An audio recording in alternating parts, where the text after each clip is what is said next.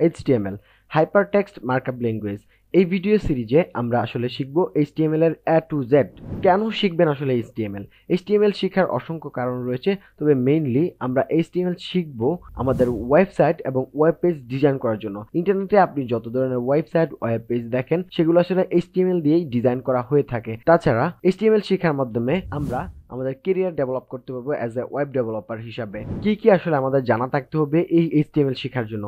HTML শেখার জন্য আমাদের তেমন কিছুই জানার প্রয়োজন নেই। বেসিক্স অফ কম্পিউটার, এবং আপনার যদি কোডিং এর প্রতি ভালোবাসা থাকে তাহলে আপনি HTML শেখা শুরু করে দিতে পারেন। কোন কোন ভার্সন আমরা আসলে শিখবো এই HTML সিরিজে? HTML সিরিজে আমরা দুটি ভার্সন শিখবো। অ্যাকচুয়ালি দুটি ভার্সন না, আমরা HTML5 শিখবো। তবে HTML4 থেকে যেগুলো 5 এসে রিমুভ হয়েছে বা আগে HTML4 এ ছিল এবং এটা 5 এ নেই বা আপডেট এসেছে, চেঞ্জেস এসেছে, সেই ব্যাপারগুলো নিয়ে ইন ডিটেইলস আমরা আলোচনা করব। কি কি সফটওয়্যার আসলে আপনার লাগবে এই HTML শেখার জন্য? HTML শেখার জন্য তেমন কোনো সফটওয়্যার লাগে না। প্রথমত লাগে একটি HTML এডিটর, যেটা আসলে আমাদের কম্পিউটারে বাই ডিফল্ট থাকে, নোটপ্যাড। সেটা দিয়ে আমরা চাইলে এডিট করতে পারবো। তবে অ্যাডভান্স লেভেলের কোডিং করার জন্য, HTML লেখার জন্য আমরা আরো অ্যাডভান্স কিছু টুল রয়েছে, এডিটর রয়েছে, সেগুলো ইউজ করব। তাছাড়া আমাদের আরেকটি জিনিস লাগবে, সেটা হচ্ছে ব্রাউজার। এই যে আমরা কোডটা করব, এই কোডটা রান করার জন্য বা কোডটা দেখার জন্য, সেটার জন্য আমাদের একটা ব্রাউজার লাগে। আমরা ডেফিনেটলি আমরা কোনো না কোনো ব্রাউজার অলরেডি ইউজ করি, সেখান থেকে যে কোনো একটি ব্রাউজার সিলেক্ট করলেই হবে, সেটা দিয়ে আমাদের এই কাজটা হবে।